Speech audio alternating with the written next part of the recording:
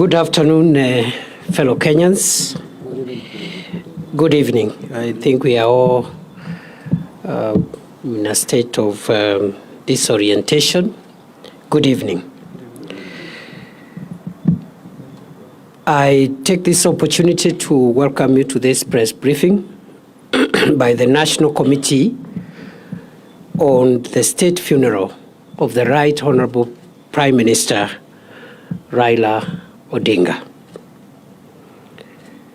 Fellow Kenyans, as you're aware, today His Excellency President William Ruto made a presidential proclamation announcing the passing on of the former Prime Minister of Kenya and leader of ODM, the Honorable Raila Odinga. The President announced a number of decisions arising out of earlier meetings which were convened during the day, first with the family of our departed leader, later on with the National Security Council and the Cabinet. After deliberations and consultations, it has been directed that a national committee on the state funeral of the Right Honorable Prime Minister Raila Odinga be established. It is also important to reiterate that the government of Kenya has decided to give the Honorable Raila Odinga a state funeral, and that is why this committee has been established. The committee will be co-chaired by the Deputy President and the Honorable Senator Dr. Oburu Oginga, the elder brother of our departed leader. The other members of this committee from the Cabinet: CS Wycliffe Oparanya, CS for Cooperatives and MSMEs; CS Soipan Tuya, CS for Defense; CS Aden Duale, CS for Health; and the Attorney General, Dorcas Oduor. From the family, besides the co-chair person, Senator Oburu, Dr. Wenwa Akinyi Oginga, William Ojonyo, Elijah Oburu, and Joe Ager, Doctor. From the ODM party, Professor Anyang' Nyong'o, the Governor of Kisumu County; Governor Gladys Wanga, who is also the National Chairperson of ODM; Governor James Orengo of Siaya; Governor Abdulswamad Sharif Nasir of Mombasa; and Governor Simba Arati of Kisii. From the Senate, Minority Leader Senator Justice Stewart Mazayo and Senator Godfrey Otsotsi. From the National Assembly, the Minority Whip Junet Mohammed, Minority Leader and former Minority Whip Junet Mohammed, the current Minority Whip Millie Odhiambo, Dr. James Nyikal, Dr. Otiende Amolo, and Dr. Lillian Gogo. The secretary to the committee will be the Principal Secretary for Internal Security and National Administration, Dr. Raymond Omolo.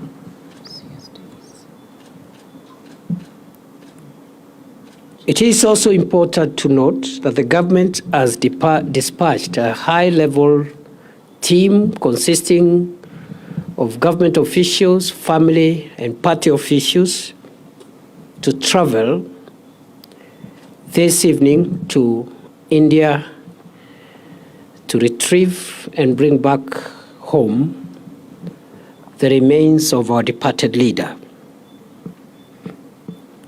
That team already has been announced by the President. It is led by the Prime Cabinet Secretary Musalia Mudavadi. It has members of the Cabinet. It has members of the party, governors, and other senior officials and family members. And therefore, what has been decided is to share responsibilities. So some of you may be asking why so and so not part of this. So we have shared responsibilities. Some are helping us to go and do that important task, and the others have been left behind to speed up the arrangements for the next steps. His Excellency the President has declared 7 days of mourning, and the flags will fly at half-mast for the next 7 days within the Republic of Kenya and all the diplomatic missions abroad. It is expected that we will move very quickly in the next few hours and few days for the reason which has been communicated to us by the family of the late Prime Minister following consultations between the family and the family lawyer. We have been advised as a committee by the family that it was the wish of the Honorable Raila Odinga to be buried within the shortest time possible following his demise. And the family has informed this committee that that timeline is 72 hours. The family has also advised the committee that given that the Prime Minister died outside the country, and notwithstanding the very short period within which this process must be concluded, we are advised that the family and the ex-committee will give respect to the wishes of the late Prime Minister as far as possible, but at the same time accommodate any other nuances and contexts that are important, considering the family values and the community and society values for which the Honorable Raila Odinga stood for. In that connection, it has been decided, therefore, we will have an expedited process that balances the wishes of the departed Prime Minister, the wishes of his family, but also the community and other imperatives that must be taken into context. In that regard, it is expected that the aircraft that has left Nairobi a few hours ago will make touchdown in Mumbai at 1 a.m. local time. Will have a ground time of 2 hours and make a turnaround to arrive in Nairobi approximately 8:30 a.m. tomorrow morning. Upon arrival, the body will be received at the airport by His Excellency the President, members of the family, and other officials, escorted to Lee Funeral Home, and at 12 o'clock, the body will be moved to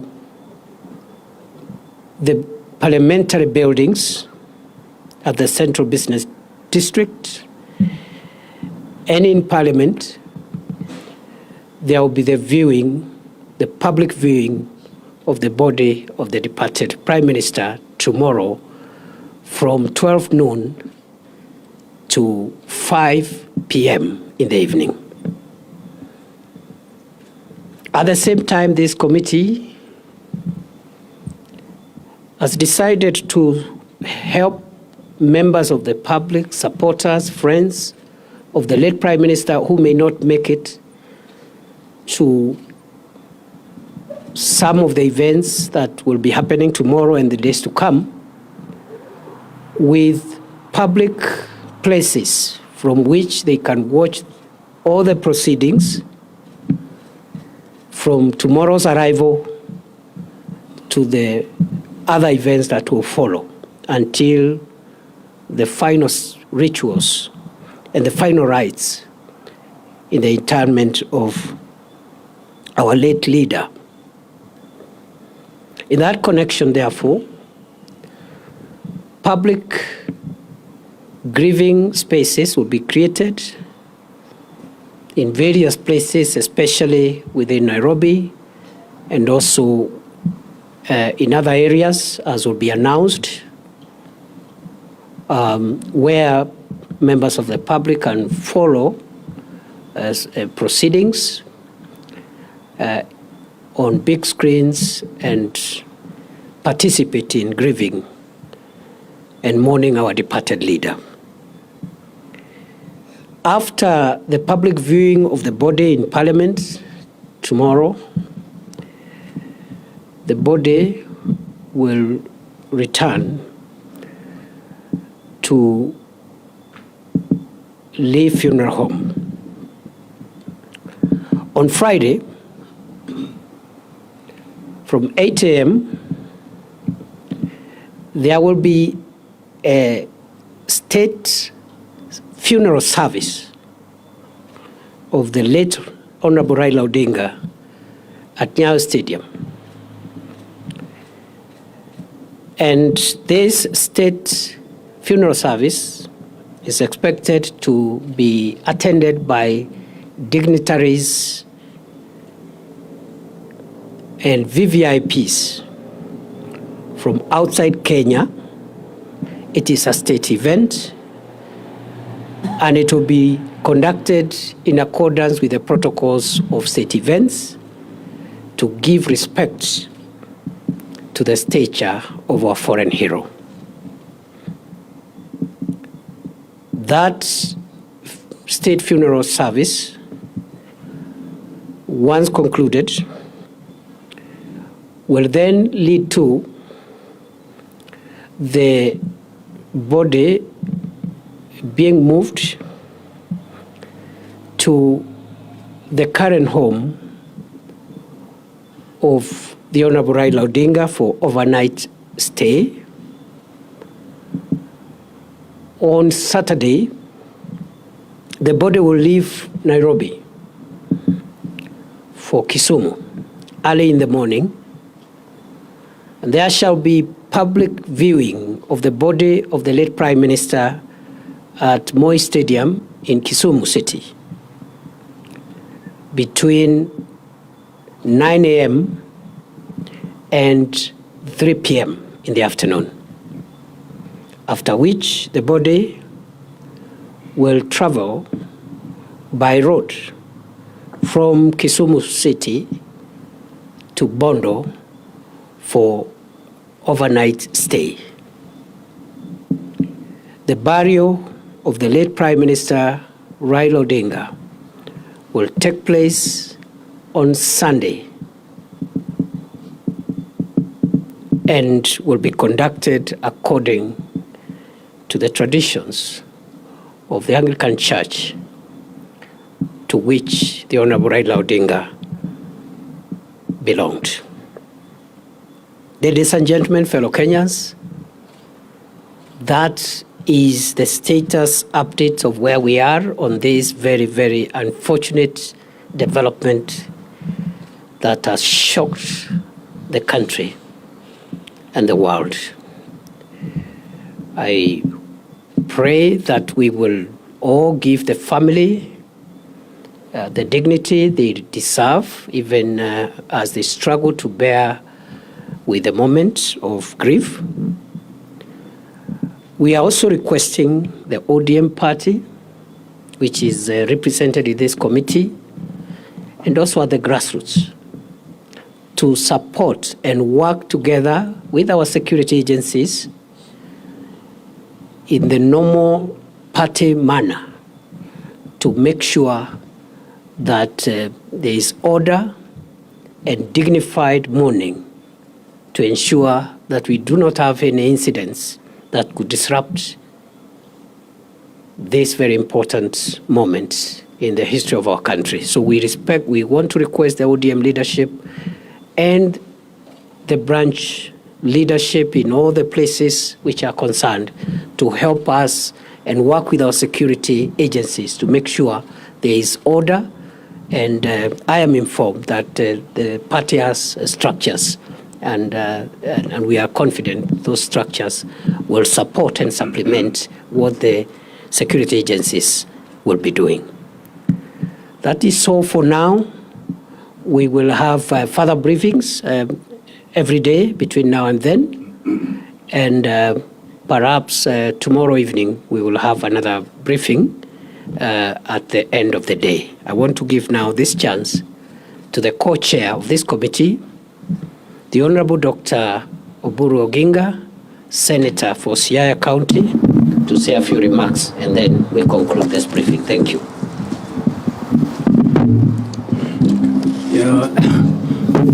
Fellow Kenyans, I take this opportunity also to join you in mourning your leader. We are mourning and also celebrating the life of a great leader. As I had told you before, I informed you that he was well and kicking about, and he will soon be back to the country. That was not a lie, it was the truth. He was very well until last night. I spoke to him. He was vibrant, up and kicking. It is only unfortunate this morning that he suffered shock, which is suspected after the postmortem to be heart attack. But we are not just mourning, we are also celebrating the life of our great leader. I don't have strength to speak much now. What the DP has said is what we have discussed and agreed, and I am only praying that our people at this moment behave in a dignified manner. Let us give my brother the dignified burial and send off that he deserves, and I hope there will be peace during this time and reflection on his life. So I thank everybody. I don't have to say much more. Thank you very much. I apologize, I left out the name of one committee member, the Cabinet Secretary for Roads and Transport, David Sichir, who is here, is also a member of this committee representing the Cabinet. Thank you very much. Have a good evening.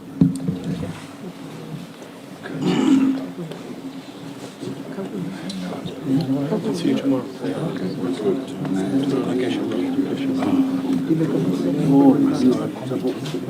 Saa moja tumechoka kule kwa ya ODM.